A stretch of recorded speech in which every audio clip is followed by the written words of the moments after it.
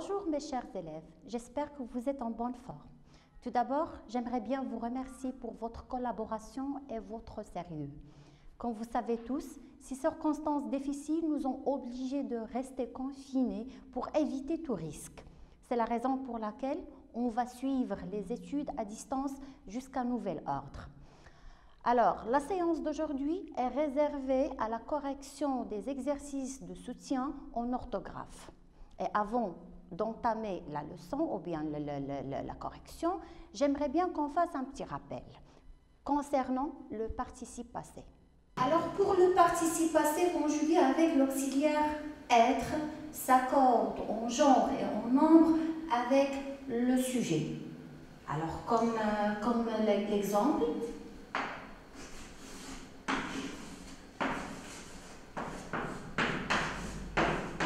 il est parti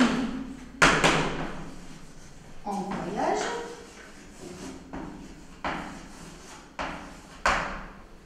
Alors ici, on a le sujet, c'est masculin singulier. Le participe passé, c'est le participe passé du verbe partir. Elle est conjuguée avec l'auxiliaire être. Regardez ici, on ne peut pas accorder. Alors, la terminaison, on a seulement i. Par contre, si on a le sujet féminin singulier, elle est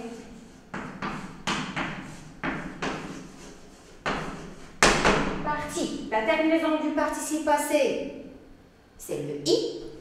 Et on ajoute le e du féminin, car elle s'accorde en genre et en nombre avec le sujet. C'est bon? Bravo. Passons maintenant au participe passé conjugué avec l'auxiliaire avoir. Vous allez me dire que le participe passé ne s'accorde pas. Bien sûr. Bravo.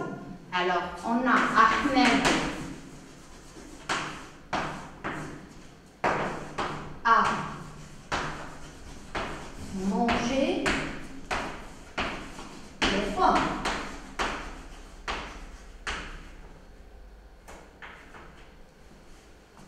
Ahmed a mangé les pommes. Manger, c'est le participe passé du verbe manger. On a E accent comme terminaison. C'est bon? Il n'y a pas d'accord. Pas d'accord ici. Le complément d'objet direct est après le verbe. Mais il y a une condition. Vous vous rappelez, mes chers élèves? On a déjà parlé de ça. Si on remplace le complément d'objet par un pronom, qu'est-ce qu'on va voir par la suite? Ahmed les devient les a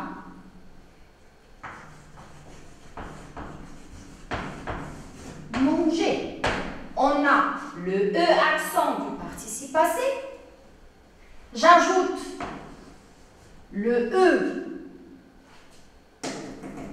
du complément d'objet direct parce que les pommes, c'est un nom féminin.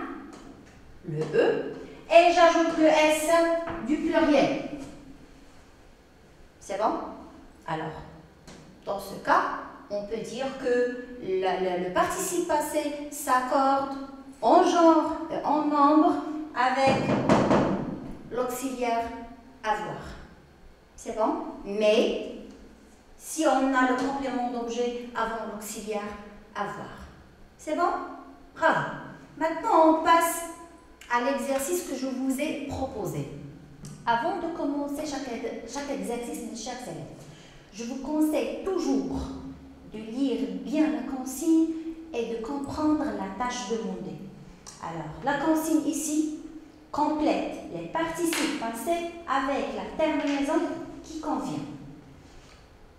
Vous allez ajouter la terminaison à chaque participe passé. C'est bon?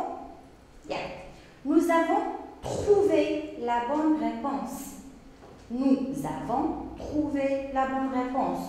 Le verbe trouver, c'est un verbe du premier groupe, conjugué avec l'auxiliaire avoir.